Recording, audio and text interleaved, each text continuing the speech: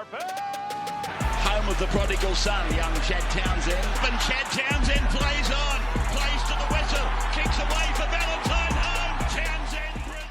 All right, what's going on, everyone? Welcome back to another episode of the Chad Townsend Show. If you're new here, please make sure you do subscribe. Today we are here thanks to our friends at BearBet. Head over to the App Store today, download BearBet and gamble responsibly. Find the link in the bio to join the BearBet family. Look, they've got all the greatest odds on sports. Obviously, no NRL at the moment, but don't worry. We've got NFL, we've got NBA, all your same-game multi-options. The endless opportunities over there. So make sure you gamble responsibly. And we always thank you, BearBet, for their support. On today's show, let's have a look. Big show today. Obviously, no NRL games or no Pacific games on the weekend. The first weekend with no NRL. The off-season. What do we talk about? Do we talk about cricket? No. I'm sorry. We're not talking about cricket today. We're going to talk about footy. And there's plenty happening, even though there is no games. We're going to be talking about what's trending in the NRL. We've got a big Titans 2025 season review. So over the next couple of weeks, pre-Christmas, we're just going to go over all of the teams, and review their 2025 seasons, some of their bright spots, what they didn't do so great, what they did well, and we look forward to getting into that. We've got 6 again, presented by BearBet, our 6 questions, which give you guys a huge insight. Today we're focusing all around pre-season and what it's like during the pre-season. We've got our fan questions, and he's with me. He's been here every single week. Today he's here in person, but We're Victor... here in person. What's that, sorry? We're here in person today. We are here in person. How are you, mate? I'm good. I'm back. Good to be back in warmer weather, to be honest. So how cold was Melbourne? What happened? 16 degrees, mate. In summer. I couldn't live there, but I'll tell you what, the food there is, shits on Sydney. Excuse my French. All right. It shits on Sydney. Yeah, I had some amazing food in Melbourne. Shout out to their food, but not shout out to their weather. I don't know. Sydney's got pretty good food. Our options are pretty amazing as well. I think just the restaurants there are really good. I don't know why. There's just something about them. Even though they're like, Sydney's multicultural as well, but had some amazing Italian, good Japanese, good Malaysian. Yeah, it was good. It was fun. Yeah, right. What about the coffee? I know you're a big coffee guy. Oh, coffee was amazing. But I still think Sydney's coffee beats Melbourne. That's a huge call, but yeah. That is Can't a huge call. Well, I'm a staunch Sydney guy. I'm not a big Melbourne guy. You aren't a big Melbourne guy. Hey, nah, can you explain that? I don't know. I haven't been there much. I'm not going to go there for a holiday. Yep. Even though I think there would be some beautiful places down there. I like warmer weather, so I would rather go to Queensland. I like NRL, and there's the Storms in Melbourne. Yep. But you know what? NRL is not big over in Melbourne. Yeah, I know. It's not. It's crazy. I didn't realise that. AFL's obviously the sport, but no one knows NRL. No. That's why the big dogs down there can just get around without anyone knowing who they are. It's crazy. I didn't think. I thought the Storm were huge over there, but they're not. Yeah, I mean, I'm sure they are a massive side with regards to some of their following, but they've got one team in one capital city. Yeah. We've got half the NRL in one capital city here. That's why it's footy nuts. Yeah. Anyway, before we get into today's show, I just want to pay my respects to Johannes Logan and his family. Obviously, a pretty serious situation last week. Unfortunately, Johannes Logan lost his life. Just want to say my thoughts and prayers are with his family and the rugby league community over at South Sydney. A South junior, played SG ball and Jersey flag last year, and tragically lost his life last week. So obviously it's rocked the whole rugby league NRL community to its core. And I just want to just sort of say my thoughts and prayers are with Johannes' family and friends at this time. Obviously it's devastating. There is a GoFundMe that is set up. It is in the link. The link is in the description below. So please make sure anything you can to help out his family in this tough time. And also please reach out if you're going through a tough time at the moment. There is help out there. You do not need to bottle things up. Have a conversation. Beyond Blue, Kids Helpline, Lifeline, all that information is down below. So please, you're not alone. There is help out there. Please reach out. Have that conversation. I just wanted to get that out today. It's extremely important that we try to minimize this as much as we can. So, obviously a tough situation, but just wanted to say, we're thinking of you and our thoughts and prayers. Anyway, Victor, let's move on. Today, what's trending? Talk to me. Plenty happening. Zac Lomax leaves the NRL for opportunities outside the game. Announced this club's What are you laughing at? Opportunities outside the game. All right. So you're trying to hold a straight face by reading the headline, but basically you're just trying to say Zac Lomax is going to R360 and he's about to make absolute bank. That's what you're trying to say to me. That's paraphrasing it. Yeah, that's what's happening. So continue on. That is what's happening. He was 1 year into a 4-year deal with Parramatta. Are we hitting panic stations in the NRL at the moment? Oh, I know there's a couple of journalists that are hitting panic stations and saying the threat is real and all this stuff. And obviously, I mean, that's two guys at the moment. You know, Pappenhausen gets an immediate release from his contract with years to go. Lomax, immediate release, 1 year into a 4-year deal after leaving St. George Illawarra. Like these are pretty big name players. Representative players. Like Lomax has played for Australia. He's played New South Wales Origin. He's at the peak of his powers right now. And I mean, look, I guess now it's kind of becoming pretty real that the wheels are in motion. And we're seeing guys getting out of contracts and, you know, who knows what's going to happen when this stuff's going to get announced. The type of money that I assume that these guys are getting offered seems to be reported to be absolutely life-changing money. And, you know, you hear about the bans and everything like that, which the NRL, you know, were trying to threaten the players, which I wasn't a big fan of, to be honest. I don't think that's the right thing to do. I think there's something else, a better way to go about it. But I stand here today and I'm like, I can't begrudge Zac Lomax for getting out of his contract. And I assume, let's just say he might be on $800,000 at Parramatta, right? Which is a great deal, you know, an absolutely awesome deal. But whatever he's getting offered in R360 to go over there to play, I'm pretty sure in the first season it's 10 games. The second season's 12 games, and then it goes up to maybe 16 on year 3 and 4. Compare that to like a 24-round NRL season. So you do half the work, and he's getting probably double, triple the pay. So I can't begrudge him. I cannot stand here today and say, man, Zac Lomax, what a this, that, you know what I mean? Like, because, yeah, obviously contracts are, you know, important, but Parramatta have shown that they're okay for him to go. They feel like if they weren't okay for him to leave and they felt like they may have struggled and put them back and put the club back, clubs only make decisions in the best interest of clubs. So they're not thinking about Zac Lomax when they release him. They're thinking about the Parramatta Eels. So if it's Jason Rolls, if whoever else it is, they're like, look, we're happy for him to go because we get that cap space and then we can go and spread that cap space across either our current team to retain some players, or we can go to market and bring in some pieces where we think can add value to our side. So look, I mean, it's more so just like, I think the reality that, like, you know, there's two players now. Pretty big name players. Like, I'd love to know what you guys watching think. Like, let us know because, you know, this is pretty big news with the NRL. Are we under siege at the moment?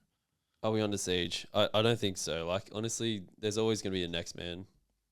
I don't know about your view on that, but I feel like another guy will always step up. There'll always be another name.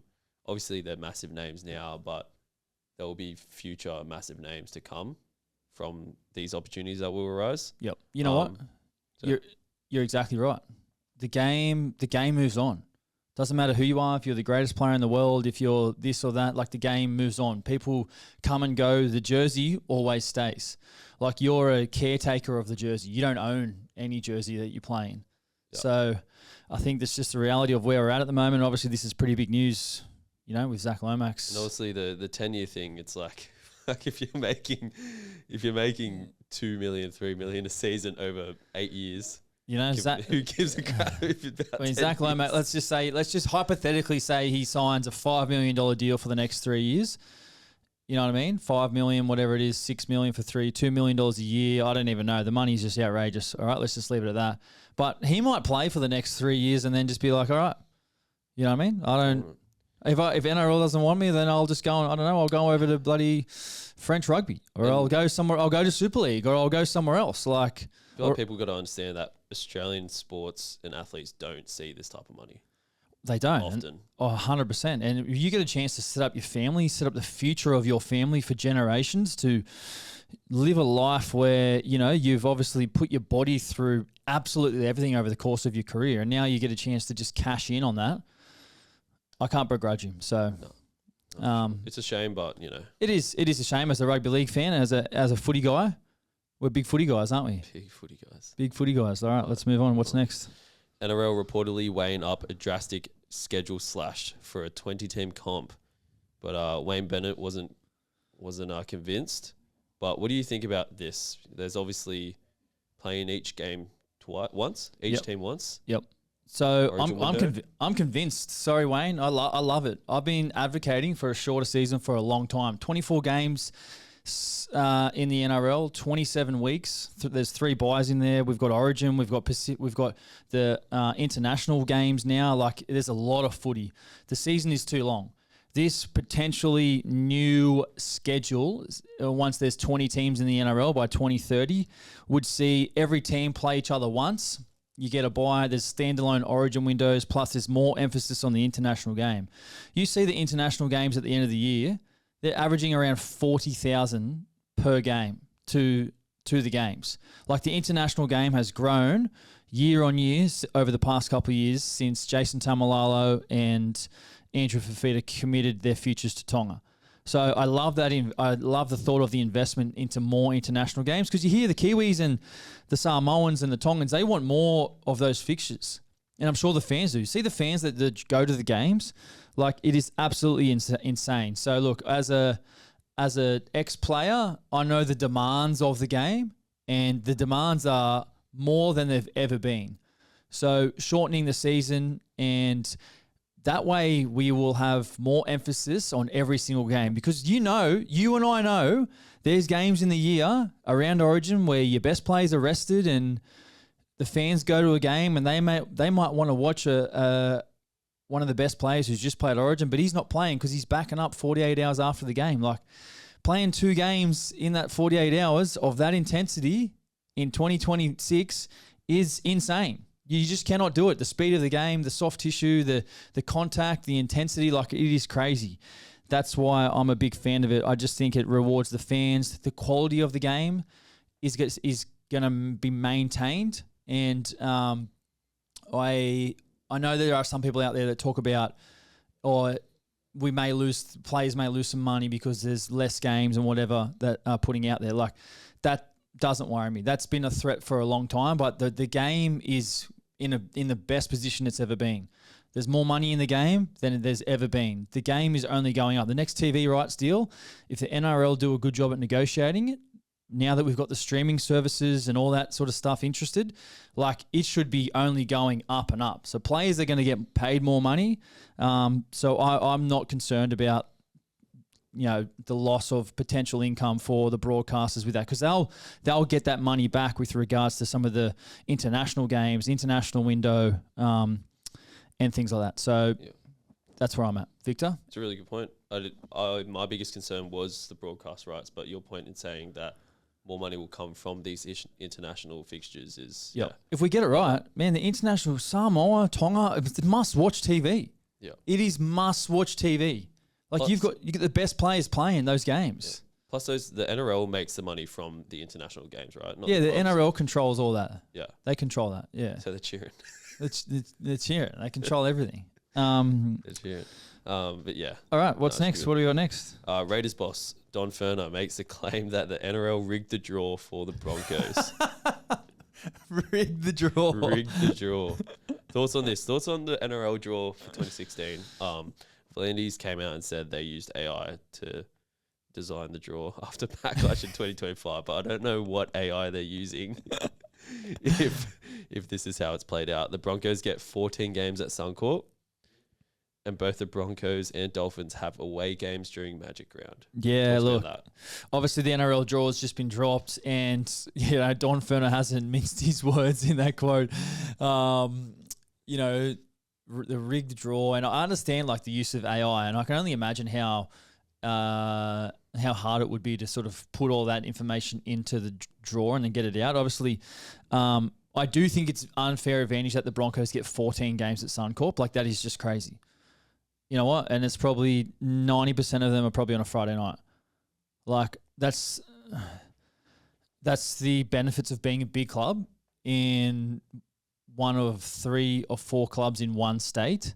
Obviously, you get a lot of eyeballs. And the Broncos do a great job, you know, with the product and the field and obviously the players they have. It's like everyone wants to watch the Broncos. So it's like Collingwood in the AFL. You know, they're the biggest club. They get all the primetime games. So, but having 14 games, having an away game at Suncorp at Major Round is an absolute joke. Absolute joke. How do they get that so wrong? That's a joke. How do players actually feel about that when they see the draw? I mean, like when you were a player and you saw the draw, how did you feel when you saw that? Like, yeah, like if I saw that, I'd probably feel exactly the same with regards to me thinking it's an absolute joke. But at the end of the day, like as a player, you kind of just get on and move on with the job. If I'm on a team and I'm playing, I'm still confident if we have to go to Suncorp and play the Broncos that we can beat the Broncos. But it's just more the fact that like they will only have 10 times where they have to play outside of, you know, Brisbane. And obviously that, I don't know how many times they travel, like with regards to going to the Cows, because they would play the Cows up there. They probably play the Titans there. Dolphins. You know, and their Dolphins games probably at Suncorp as well. So they might play the Titans away. They might play the Cows away. So they might only have to leave Queensland 8 times over the course of the whole year. Like, it's a G-up. And I understand it's a G-up. It is an actual G-up. Like, I understand Don Furner's frustration because Canberra, like, the minor premiers, they're not even playing at Magic Round. They're the team that's been shafted from Magic Round. I mean, I don't think the Raiders would really care. Like, as a team, like, I know much has been made about the draw, and obviously the West Tigers get the bye round 1 again, the second time in 3 years. The minor premiers from last year aren't playing Magic Round, so it's like, if you're not playing Magic Round, nah. If I'm playing, I'm not really concerned if I'm getting a bye in Magic Round. Ricky always kicks up a stink about having their team travelling a lot as well, so I'm sure he won't mind not having to go to Brisbane for 1 week. Yeah, and if it's their if it's their home game, you know what I mean? Because every second year you get that sort of comes into play as well. So look, I love seeing Sticky's press conferences. Obviously, you know, Sticky's always got a lot to say, and it's great to see, and Don Furner as well. So like I feel that Don Furner. I mean, I like seeing that. You know what I mean? If he thinks it's rigged, like he's the CEO of a club, and let's get it out there. That's how you feel, Don. Like, put it out there, Don. Let us know. Yeah. So anyway, what do we got next, Victor? Next up, Raiders 2026 draw announcement video.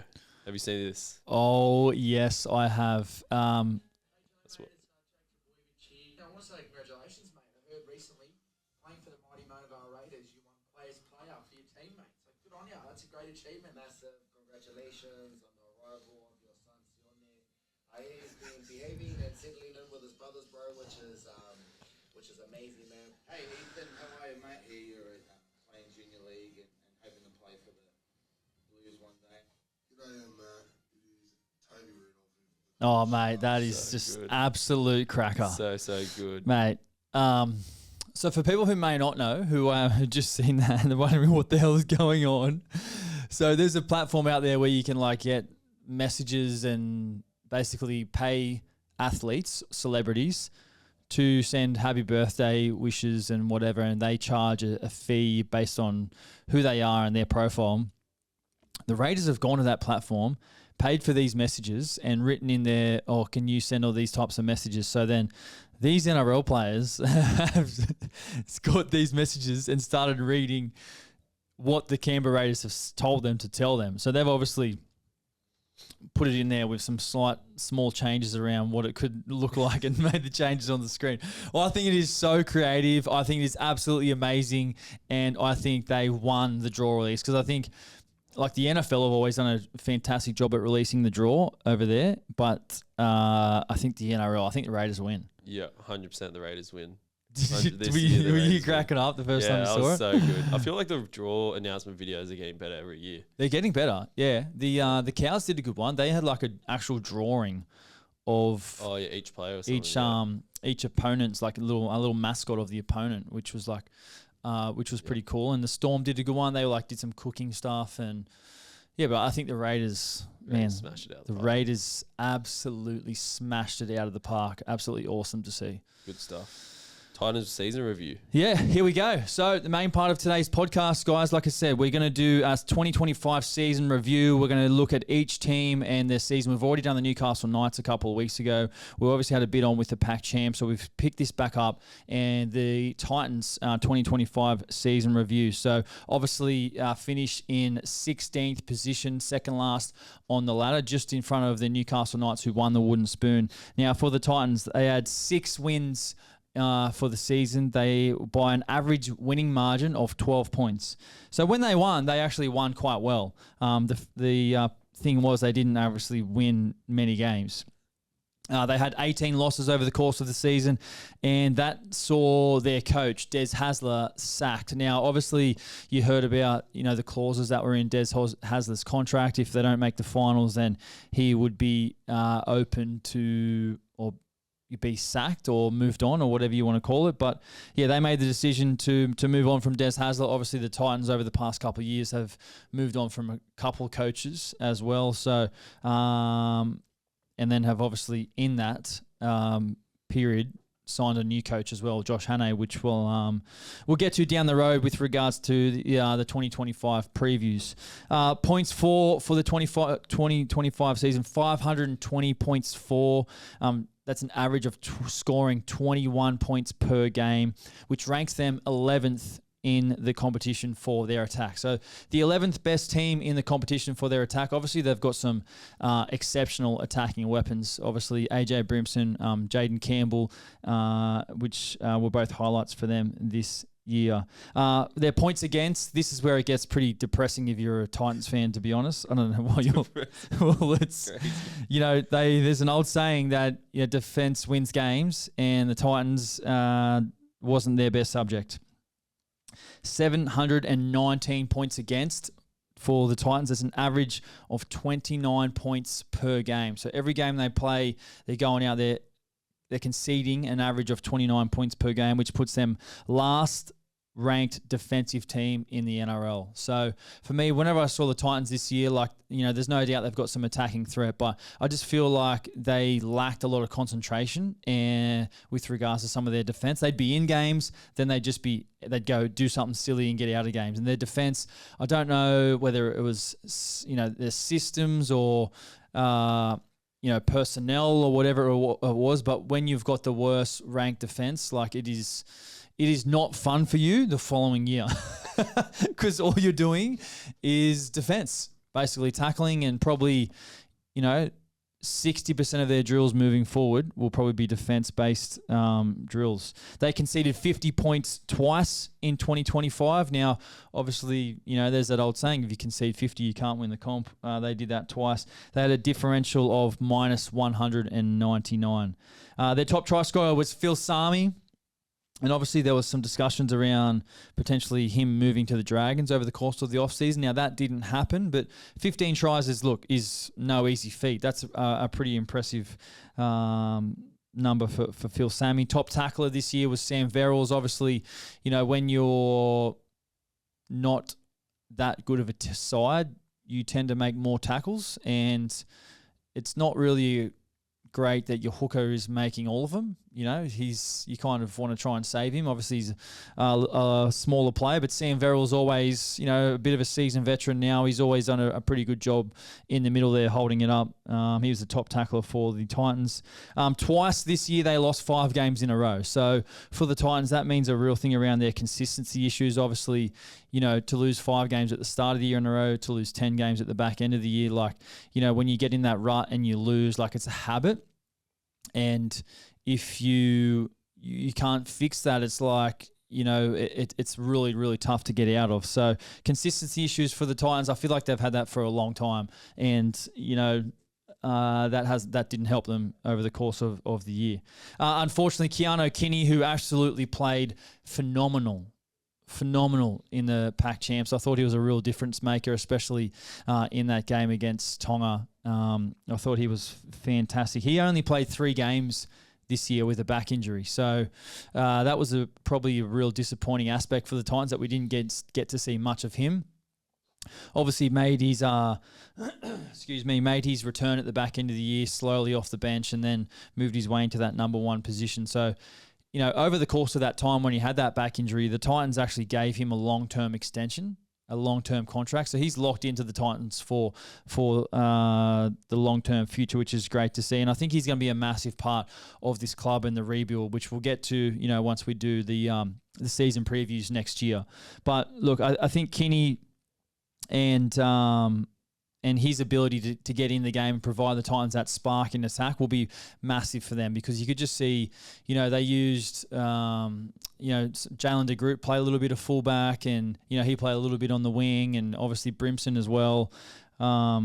So, yeah, some issues around that. Khan Pereira, he was kind of in and out on the side. I thought he was a little bit hard done by Khan Pereira. He's got such amazing speed, but he only played the 10 games this year, and it was more like, I don't know if Des just didn't like him or he was just kind of fed up with them conceding tries and points. I know, Brian Kelly probably didn't have his best year defensively, and, I think that kind of goes with all the Titans squad. When you don't have your best season individually, it kind of rubs off on everyone, because you kind of need, you can't go out there and do everything yourself. You need help with other guys doing their jobs around you. That makes your job, a little bit easier. So, Khan Pereira only played the 10 games this year. Now he's gone. He's off to New Zealand. He's at the Warriors right now doing preseason. So, look, I actually think that's a really good signing. I think the Warriors will be able to get a lot out of him. Yeah. He's a speed demon. Look out for him next year, I reckon. He's a speed demon. Yeah, he's quick.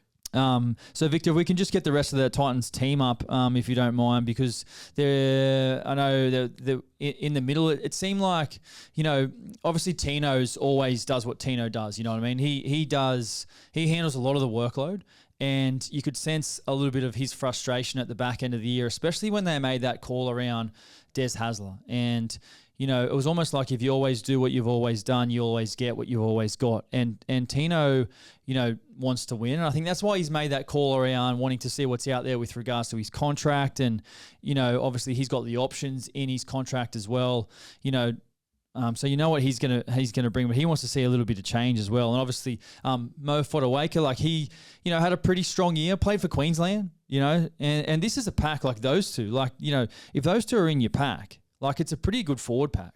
The Titans brought in Regan Campbell-Gillard from Parramatta.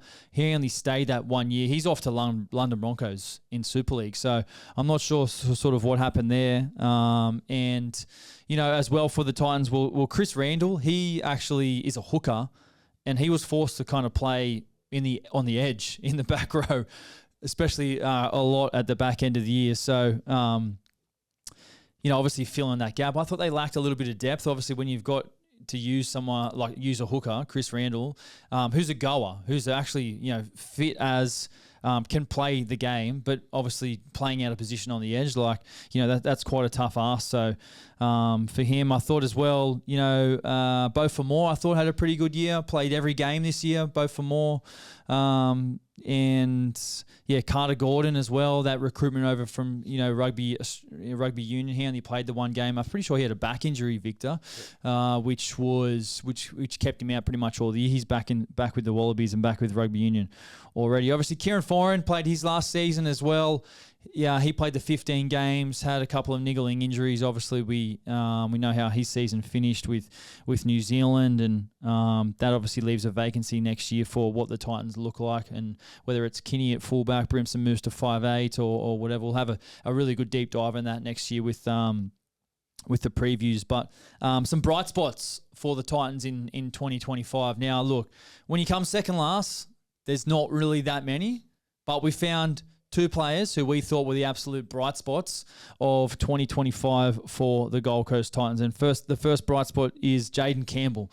Wore the 7 on his back all year. Jaden Campbell played 20 games, 7 tries. He had 65 goals, 9 try assists, 10 line breaks, 82 tackle breaks, and an average run meters of 110 meters. All these stats are per NRL.com if you are wondering. So look, a pretty good season for Jayden Campbell, 20 games. Look, if I'm honest with you, I think that the 9 try assists, I think he's got more in him. And I think his goal should be to double that next year. I think he should be around that 20 try assist mark. I really think that he has that in him. Look, there was a game this year where he played against the West Tigers at Leichhardt, and he threw like a 30-meter left to right bullet pass over the top to set up a try. And I was like, geez, I was commentating the game, and I was like, geez, I hope they go back to that play for Jayden Campbell, because it just freed him up, and they never went back to it. And I was like, man, why are you going back to that play for Jayden Campbell? Get him in that position. Get him in that situation. And it was the exact same play that when I was at the Cowboys used to try and get Scott Drinkwater in, because Drinky's got that vision, that long pass. He can play short, long, or over the top. And I just thought they were crazy to not get Campbell back in that position. So, look, one of the things that also interests me, as I mentioned before, Jayden Campbell and the amount of goals, like 65 goals this year he kicked. And I think his goal kicking's pretty damn good. Pretty good. And it kind of reminded me of, I used to watch his dad when I was younger. Preston Campbell was one of my favourite players as a kid. And Preston Campbell, for people who may not know, used to put the ball on the tee. And then he just used to you do like you line the ball up. So like, you've got your line up, you might look down at the ball, and then you might go 5 steps back, 2 to the side. Preston Campbell just used to put the ball on the tee and just walk back. Not even like look, and then just get back there and like look up, look down, and then just walk in. No routine, just used to kick the ball. Like it was just like no one was doing that. That was just his thing. Anyway, that's just a bit of a John Dory. But Jayden Campbell, I absolutely love watching him play. I think there's so much growth in Jayden Campbell still to come, and I really like him in the 7. Like he's got a bit of X factor, got a great running game. Obviously, not a huge build. When you look at him with regards to like the bulk of him, quite tall, but a great kid. And I really think that he's got potential to keep building and being an elite halfback in the competition. And obviously, like I said, form that combination with Kinney.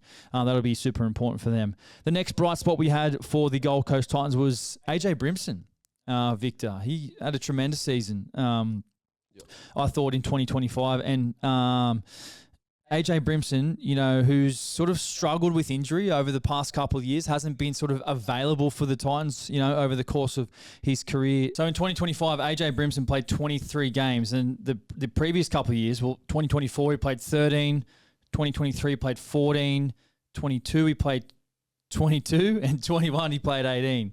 So the last 24 and 23 are only 13 of 14 games, where 2025, obviously 23 games, only missed the 1 game. So a real bright spot for the Titans. 12 tries for AJ Brimson, 13 try assists, 13 line breaks, 8 line break assists, 92 tackle breaks, and an average run meters of 142 meters. So look, a real bright spot for the Titans. AJ Brimson obviously played for England as well in the Ashes at the end of the year after pledging his allegiance to England. So look, I think that's going to be key. Obviously, Brimson and Campbell and Kinney for next season. Like I said, we'll get into that stuff next year for the preview, but some bright spots for the Titans, and for them, they have a lot to work on with regards to obviously their defense, which we touched on before.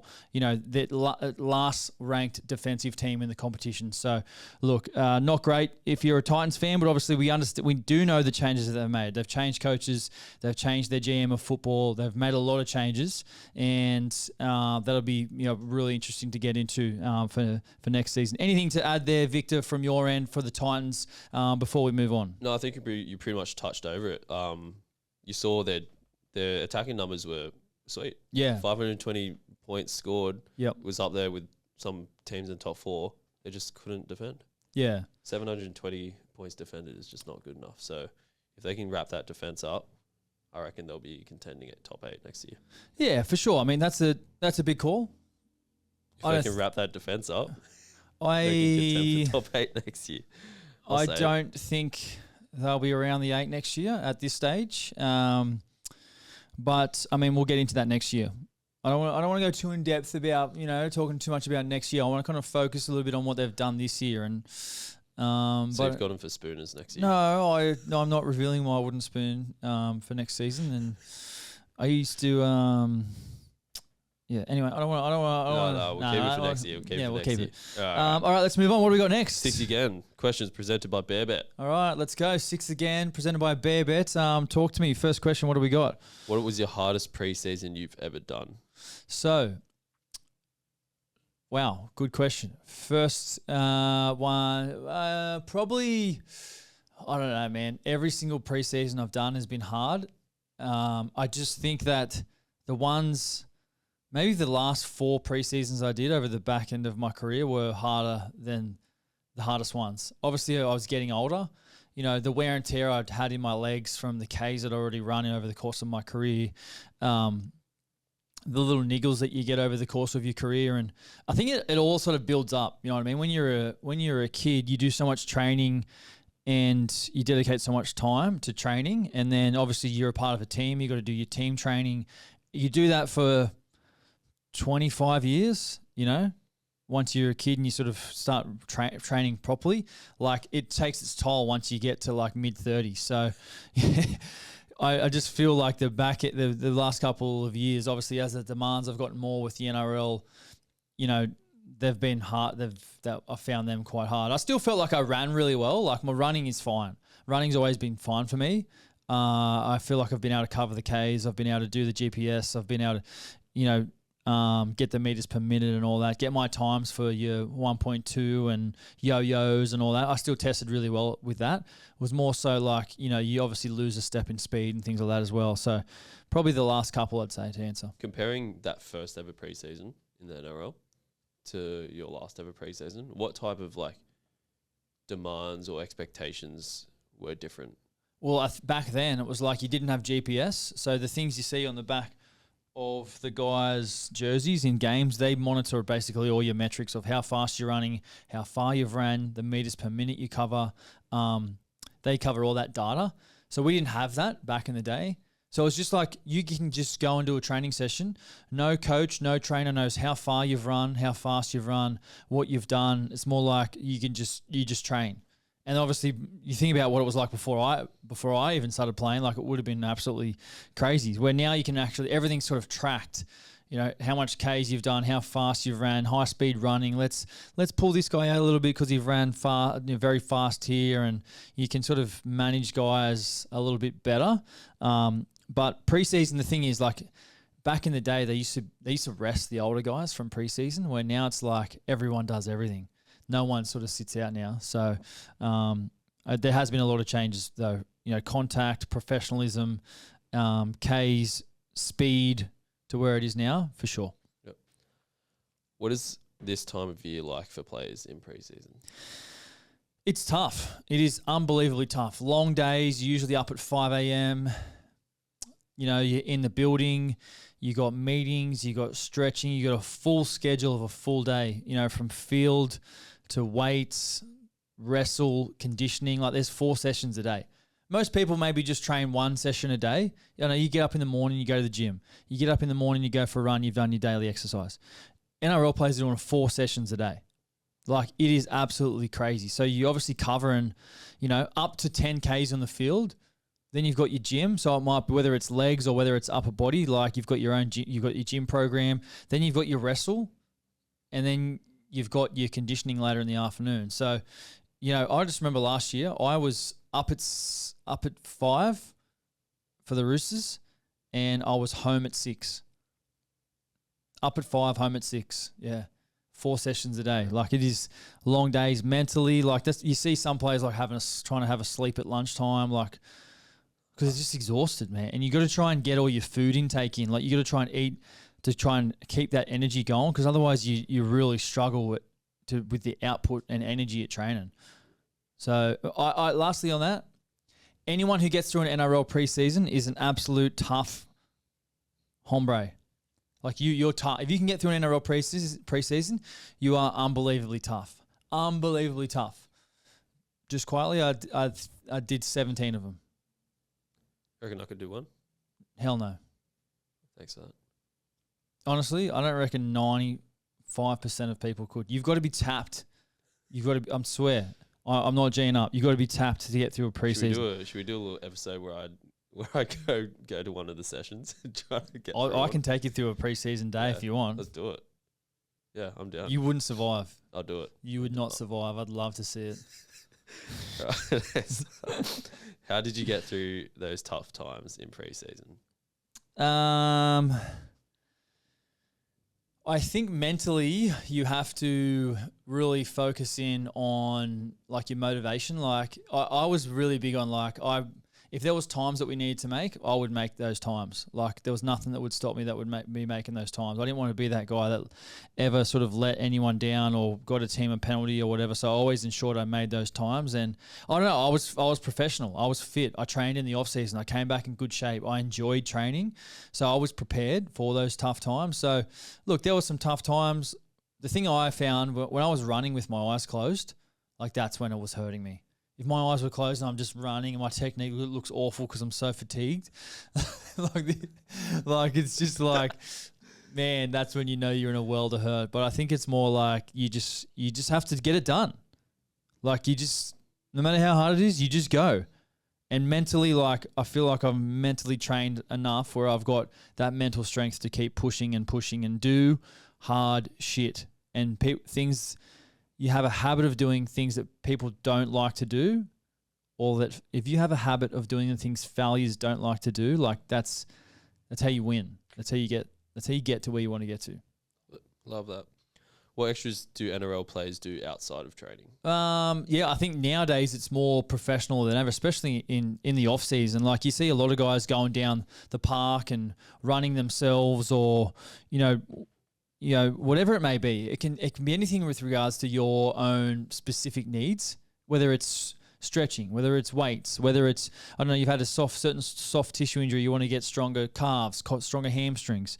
You want to get more mobility in your shoulders. So look, there is, obviously a lot of time in at the facility, but there's some other times where you can actually get some benefits around your own personal needs. And, whether that might be recovery, that might be kicking, that might be passing. So you kind of want to, I guess, find out what that is for you, and whether you need to speak to a coach or whatever it is, you find that out and get that done. Yep. How can you get the most out of a preseason? Well, get the most out of preseason. You need to be prepared before you go in.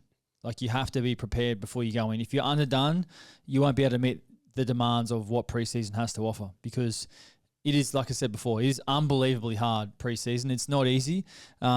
And I think that if you can get every single session done on the field, if you can be available, like it is hard. There's guys breaking down because they've got a sore back, a tight hamstring. So if you can do every single session throughout a preseason, like that is an absolute win. And it's tough to do. Don't get me wrong. Like it's tough because the training load, but yeah, it's absolutely tough. Last one. What advice would you give to a young kid coming into his first preseason? Yeah, look, great question. Look, if I'm a young kid coming into my first NRL preseason, this is what I'm doing. Day one, you walk into training, usually you have a team meeting, right? You walk into the big lecture theatre or whatever it is, and in an NRL team, there's seats. Every player has like their own seats. So like the captain, for example, might sit up the front.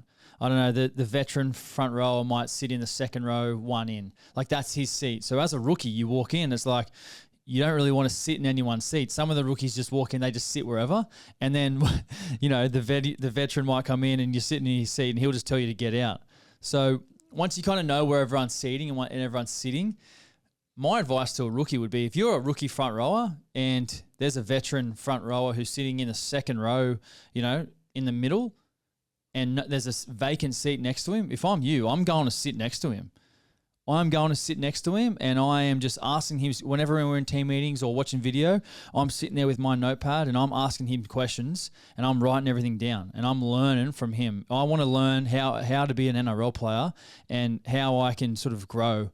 So that's one of the things I would do if I'm starting my NRL preseason journey for the first time. And as well, I think it's more just you've got to just stand out.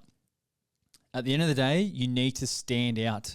If you're just, average and doing the average things and not really stand out, not performing, you're not really going to get spoken about much with the coaches or, with the team. So if you can do things where you stand out, obviously you impress people, whether it's your attitude, your application to training, the way you train, your behavior around, you've got to stand out. Somehow you've got to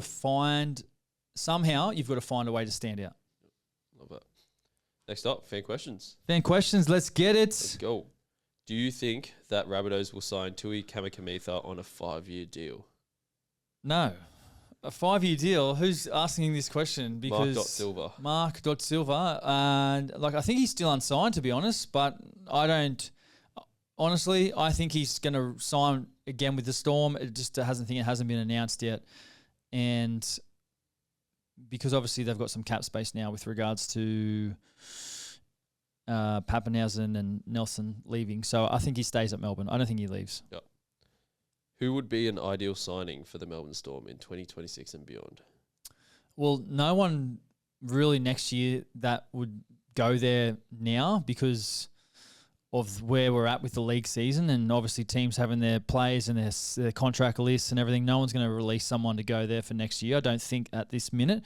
But obviously, the big ones, Tino, obviously he's played there before and it would be beyond, 2026 in 2027. So it'd be interesting. But who would be, I don't know. The Storm, what the Storm usually do is they usually sign undervalued players. They bring them into the system. They give them an opportunity. They get great coaching and they sort of blossom into a proper full-time NRL player. You look at some of the guys that have done wonders with Nick Meaney at the moment, Josh King. These guys are doing an exceptional job for the Melbourne Storm and, respectfully probably came to the Storm not being such big notable names, now are week in, week out seasoned veteran NRL players. So keep an eye out for someone like that to come into the system to really buy in, get coached and sort of evolve. Love it. How do you go from player to assistant coach in the NRL? So obviously with Kieran Foran just being announced as assistant coach, I think it's more like you've got your behaviours around how you act, probably a big thing, the career you've had, the traits of you as a player, how you are as a person. Like clubs want to be involved with great people. So, and obviously having an allegiance to a club helps. Obviously Kieran Foran has played for Manly before and, obviously won a premiership there, has interest in coaching and obviously to bring someone on with his experience and for him to pass on that knowledge, I think is a great thing. So obviously, you've got to have that will, that desire to sort of be that coach from within and then obviously, find the right opportunity for you. And I think, in the example we're using with regards to Kieran Foran, obviously, I'm pretty sure the Titans wanted to keep him on, but obviously, for whatever reason, he chose to move back to Sydney. And look, I think it's great to see. I always enjoy watching ex-players move into coaching and do their thing. So, really awesome to see. What are you most excited about in your new coaching role? Well, I should have spoken about this sooner actually, but yes, I am. I got announced as the Cronulla Sharks SG ball coach and under 19s. Look, I'm very, very excited. I'm very grateful for the opportunity that the club has given me and we're underway. We're already 3 weeks into our preseason. I am really enjoying it at the moment and just trying to basically teach some of the things to the boys, which, I've taken over the course of my career. I've been very lucky to work with some amazing coaches and take in some great information over the course of my career. So my sort of philosophy is more around taking all that information in and sort of evolving it and molding it into my own way and then sort of trying to help these kids with their development. Like at the end of the day, obviously, winning is great. And obviously you want to win as much as you can. But the end game is for these guys to develop, move into Jersey Flag, move into NRL at some stage. So I feel like for me, I've been in their shoes. This is the pathway that I came through. I played all my junior footy at Cronulla, all the way up, right up to the NRL when I made my debut. So I've been in their position. I understand what it's like to make the sacrifices, to put the hard work in, and do the things away from the game that are required to do. So, look, I'm really excited for the opportunity, like I said, and to be back with the Sharks is just great. I played 9 seasons at the Sharks. Our next season is the 10-year anniversary since we won the comp, so plenty going to be happening next year, and it's a really exciting thing for my family, for us to be back involved with the Sharks. I used to sit on that family hill as a kid with my flag as a Sharks fan. All I wanted to do was play NRL for the Sharks. So, yeah, look, I'm very, very excited. I'm very, very happy. And I think, just quickly, it's more like for me, obviously, there's a couple of different components of what I'm up to now. Post-football. So obviously, just trying to separate and compartmentalize like the coaching stuff, which, I'm not going to come on the podcast and talk about my coaching, results and stuff next season throughout the year. It's more going to separate that stuff from what I do here. And, obviously just trying to get involved with the game, and everything I read around retiring from professional sports, it was that you need to give back to like a junior level or a grassroots level. And this is, my way of getting in there and coaching and giving back to these kids and hopefully helping with their progression. Love it. Last question. Any tips for new podcasts? Any tips for new podcasts? Get out there and start. That's it. Get out there, start, turn the camera on, press record, get a microphone, press record, start, be consistent. Because if you start a podcast right now, like there's thousands of podcasts, right? And I've done podcasts sporadically for the last 5 years, I'd say. I used to do like 3 episodes a year, just interviewing teammates and having some fun. But then mid-season, like I never did a podcast. So I did more vlog stuff. So my channel is always very more like, it's more my vlogs of people associate more me with vlogs at the minute. But this has been the first year where I've done podcasts, quite consistently over the course of the whole year. So, if you want to start a podcast and you're thinking you're going to have success overnight, like it doesn't work like that. You've got to be in it for the long haul. You've got to be prepared to sort of learn and sort of evolve and stay consistent. Because if you don't stay consistent, you'll just fall out the back door. So you've got to play the long game. So for me, start, be consistent, have a long-term vision, and just enjoy yourself. Like you don't base your wins or losses on how many views you get either. Like, we don't do that here. It's more about doing what you enjoy doing, having an impact where you can, and, having fun with it. Anything else you would add there, Victor? No, love that. The biggest thing was be consistent. Yeah. Don't give up. Just keep dropping content. And just keep dropping content about the greatest game of all. That's it. All right, Victor, thank you very much. And look, guys, thank you very much for tuning in today. If you enjoy the podcast, please make sure you do subscribe. Drop us a comment on this video. Ask us a question. Like this video. It is very much appreciated. If you're on the audio platforms, rate and review. And, lastly, thanks to BearBet as well for today's show. Obviously, there's all the links in the bio today or the description for everything that you need to know. Check it out. Subscribe, like, comment. We'll see you on the next episode. Let's get it, baby.